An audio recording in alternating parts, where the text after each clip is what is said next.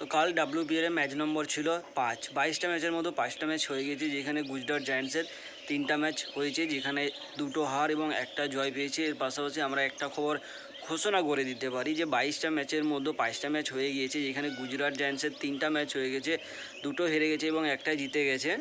তো গুজরাট জায়ান্টসকে আমরা ধীরে ধীরে প্লে অফের বাইরে রেখে দিতে পারি।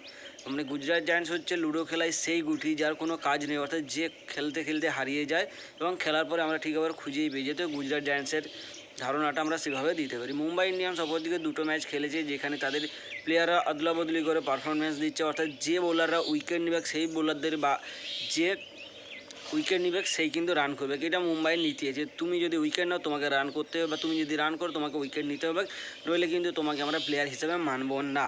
তো কালকে ম্যাচটা আরও একটা ছিল আডানি ভার্সেস আম্বানি, কালকে কিন্তু আম্বানি জিতে গিয়েছে। এটা বলাটা উচিত না, কিন্তু তাও আমার মনে হলো যে বলতে ভালো লাগবে, শুনতে ভালো লাগবে, তো বলেই দিই।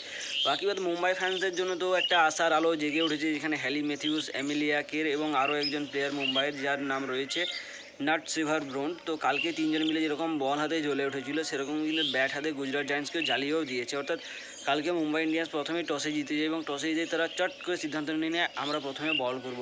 মুম্বাই ইন্ডিয়ান্স প্রথমে বল করার সিদ্ধান্ত নেয়, গুজরাট জায়ান্টস প্রথমে ব্যাট করতে নামে। একটা গল্পের মতো জিনিস, যেখানে আমি টস জিতেছি মানে আমি ম্যাচ জিতে গেছি, আকাশ চোপড়া টস জিতো ম্যাচ জিতো। তো সেরকমই কালকের ম্যাচটা চলেছে এবং সামনের দিকে যত এগিয়ে গিয়েছে পুরো ম্যাচ কিন্তু মুম্বাইয়ের ফেভারেই হয়ে গিয়েছে। মুম্বাইকে কিন্তু কাল মুম্বাই অনেক সময় নিয়ে নিচ্ছে, 121 রান চেস করতে মুম্বাই কাল অনেক সময় নিচ্ছে, যেটা নেওয়াটা উচিত হয়নি। এই ম্যাচটা যদি আরসিবি হতো, আরসিবি মোটামুটি 10-11 ওভারে জিতে যেত, কারণ আরসিবির কারেন্ট যে পারফরমেন্স দিচ্ছে আরসিবির টিম, তো আরসিবির রেপুটেশন অনুযায়ী এই ম্যাচটা আরসিবি 10-15 ওভার 10 থেকে 12 ওভারের মধ্যে জিতে যেত। তো যাই হোক, কালকে গুজরাট জায়ান্টস প্রথমে ব্যাট করতে নামে 120 রান করে 10 উইকেট হারিয়ে, যেখানে গুজরাট জায়ান্টসের হয়ে সর্বাধিক রান করে হার্লিন দেওয়াল 32 রান। বাকি বাদ 3টা ম্যাচের মধ্যে গুজরাট জায়ান্টসের ওপেনার ব্যাটসম্যান বেথ মুনি এবং লরা উলভাট একটা ম্যাচেই চলেছে।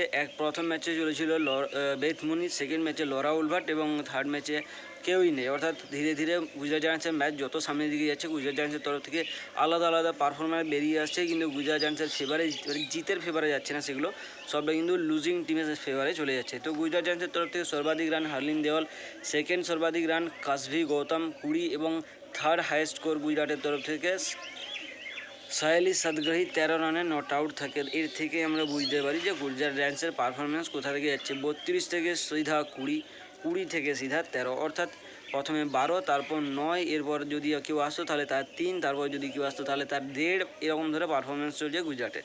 অপরদিকে মুম্বাই ইন্ডিয়ান্সের তরফ থেকে হেলি ম্যাথিউস 16 রান দিয়ে 3 উইকেট, এমিলিয়া কের 22 রানে 2 উইকেট এবং নাটসেভার ব্রোন 26 রান দিয়ে 2 উইকেট তুলে নেয়, অর্থাৎ 3জন মিলে 7 উইকেট তুলে নেয়। বাকি বাদ যেটুকু বাকি ছিল সেটাও হেলি ম্যাথিউস, নাটসেভার ব্রোন এবং এমিলিয়া কের বলে আমরা করে নিচ্ছি, তোমাদের চিন্তা করার কিছু নেই। তাও কিন্তু কাল মুম্বাই ইন্ডিয়ান্স 5 উইকেট হারায়, 16.1 ওভার খেলা যায়। অন্তত তাই চেয়েছিল গুজরাটকে তাড়াতাড়ি হারাবো না, কষ্ট দিয়ে আমরা গুজরাট জায়ান্টসকে হারাবো, তো সেরকমই হয়েছে। কাল মুম্বাই ইন্ডিয়ান্স 120 রান চেস করে নেয়, অর্থাৎ 1 রান বেশি করে, 121 টার্গেট ছিল 122 রান করে, যেখানে নাটসেভার ব্রোন হাফ সেঞ্চুরি করে 57 রান, এমিলিয়া কের 19 এবং হ্যালি ম্যাথিউসও 17 রান করে।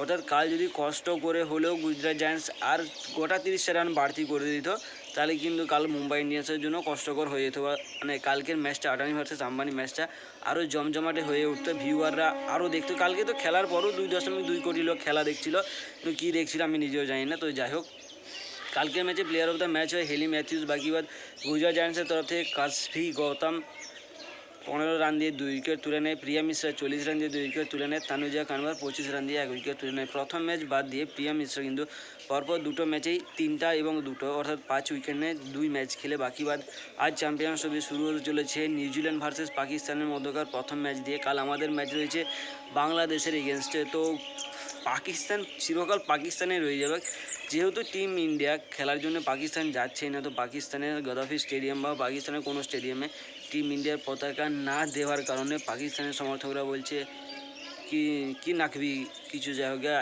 পাকিস্তানের যে চেয়ারম্যান সে বিশাল কিছু করে দেখিয়েছে।